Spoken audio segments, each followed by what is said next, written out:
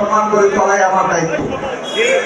আজকে অনেক মুরব্বী এসেছে, যারা আসে নাই তারাও আসতে চায়, যারা অন্য কোথাও যায় তারাও প্রতিনিয়ত আমার সাথে যোগাযোগ করে, তারাও আমার সঙ্গে কাজ করতে চায়। কিন্তু একটা অলিখিত ভয়, পথ হারানোর ভয়ে অনেকে যারা পথ পদবিতে আছে তারাও অতি কষ্টে আছে। ভয় ভীতি দেখে তাদেরকে অনেক আটকায় রাখা হয়েছে। আমি লালপুর বাগাতি পাড়ার মানুষকে বলতে চাই, আমার লালপুর বাগাতি পাড়াতে আজকে 43 বছর ধরে আপনাদের সাথে রাজনীতি করছি। আপনাদের ছোট ভাই হিসাবে, আপনাদের সহকর্মী হিসাবে, আপনাদের সহযোগিতা হিসাবে কারো প্রতি কোনো আমার অভিমান নাই, কারো প্রতি কোনো আমার রাগ নাই। আমার বিরুদ্ধে যে সমালোচনা করেন আমার কোনো আপত্তি নাই। অনেক বড় ভাই, অনেক ভাই আমি জানি লালপুর বাগাতি পাড়াতে যারা আজকে আমার সমালোচনা করেন তারা অনেকেই আমি তাদেরকে ট্রাই করেছি। আমি তারপরে তাদের প্রতি আমার কোনো ক্ষোভ নাই, কারণ আমি জানি লালপুর বাগাতি আমাদেরকে করতে হবে। বাইকে এক পাশে রাখি, এক পাশে শুরু করেছি। আপনারা বিভিন্ন ওয়ার্ডে কর্মী সভা করছেন, সেই কর্মী সভায় শত শত না কোথাও কোথাও হাজারের উপরে ওয়ার্ডের কর্মী সভাতে উপস্থিত হচ্ছে। শুধুমাত্র ত্রিপুর একটা কর্মী সভা, ত্রিপুর পক্ষে একটা কর্মী সভা, এখানে পদ্মায় পদবী নাই, সবাই ঐক্যবদ্ধ হবে এইটা পালন করছে, করতে যাচ্ছে, মানুষ চলে আসছে। কারণ লালপুর বাগাতি পাড়ার মানুষ ধরে আর যাই করে 43 বছর মানুষের সাথে কোনো বেইমানি করে নাই, 43 বছর কোনো মানুষের থেকে কোনো টাকাই নাই, আর যাই করে কোনো মানুষকে কথা দিয়ে কথা রাখি নাই, এমন কোনো কিছু নাই। লালপুর বাগাতি পাড়াতে এখানে পয়সা থেকে যে নির্বাচন হয়েছে, তার আগেও বাড়ির নির্বাচন হয়েছে, এলাকার সেই নির্বাচনগুলোতে সক্রিয় কর্মী হিসাবে কাজ করেছি, কোথাও কোনো বেইমানি করে নাই। ফজলুর রহমান পটলকে অবশ্যই আমি সম্মান করি, তিনি আমার নেতা ছিল, আমরা তাকে স্মরণ করতে চেয়েছি, আমাদেরকে স্মরণ করতে দেওয়া হয় না। আমাদেরকে মুখ তুলে রাষ্ট্রপতি বেগম খালেদা জিয়া যদি তারেক রহমান যদি আমাকে লালপুর বাগাতি পাড়ার প্রতীক যদি আমার হাতে নেয়, অবশ্যই ফজলুর রহমান পটলকে আমরা সম্মান করবো। ভয়ের মধ্যে পালন করা হয়। আজকে দীর্ঘ 17 বছর এই অঞ্চলের কর্মী হিসাবে, এই আপনাদের সন্তান হিসাবে ঢাকা রাজপথে কখনো জেলখানায়, কখনো ফেরারি জীবনের মধ্যে অন্যের বাড়িতে বানিয়ে রয়েছে, পালাইতে গিয়ে অনেক সময় গাছের নিচে ঘুমাইতে হয়েছে, তারপরেও রাজনীতি ছেড়ে যায় নাই। বেগম খালেদা জিয়ার নেতৃত্বে, তারেক রহমানের নেতৃত্বে আগামী দিনে জীবনের শেষ দিন পর্যন্ত রাজনীতি করে যাব এই প্রতিজ্ঞা নিয়ে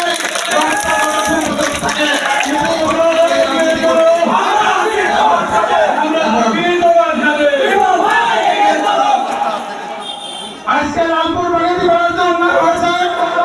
আপনারা যারা মুরব্বী আছেন তারা বলতে পারবেন, প্রতিটা উন্নয়নের সাথে আমার মুরব্বী আছে, আমার ফার্ম আছে, কেউ বলতে পারবেন না কারো কাজ করে 1 টাকা নিয়েছি, কেউ বলতে পারবেন না কারো নাম ভাঙা আমরা বাড়ি গাড়ি করছি, রাজনীতি করে নাই, বার্তাটা যেটা গেছে ওইটাকেই রাজনীতি করছি। আগামী দিনে ইনশাআল্লাহ করবো, আল্লাহ যদি আমাদেরকে সুযোগ দেয় অবশ্যই আপনাদের লালপুর বাগাতি পাড়া মানুষকে সারা বিশ্বের ওয়াইফাই যে কথা বলেছে, ফরিদপুরে নয় সারা বিশ্বের কাছে লালপুরকে সমাদৃত করতে হবে। লালপুরের নাম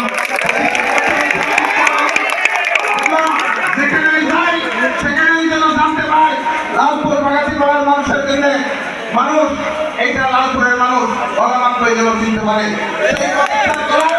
ইচ্ছা আমাদের আছে, ব্যক্তিগত পদ পদবীর জন্য আমরা কোথাও পাচ্ছি না। আজকে কথা অন্তর্বর্তীকালীন সরকার, এই সরকারের পদ পদবী নেওয়ার জন্য রাজনীতি করি না, রাজনীতি করি ধারাবাহিকভাবে মানুষের জন্য। লালপুর বাগাতি পাড়া নয়, এদিকে চুরচুরিয়া থেকে শুরু করে আমরা আগামী দিনে যে বাড়ির যে গণজোয়ার সৃষ্টি হয়েছিল সেই গণজোয়ার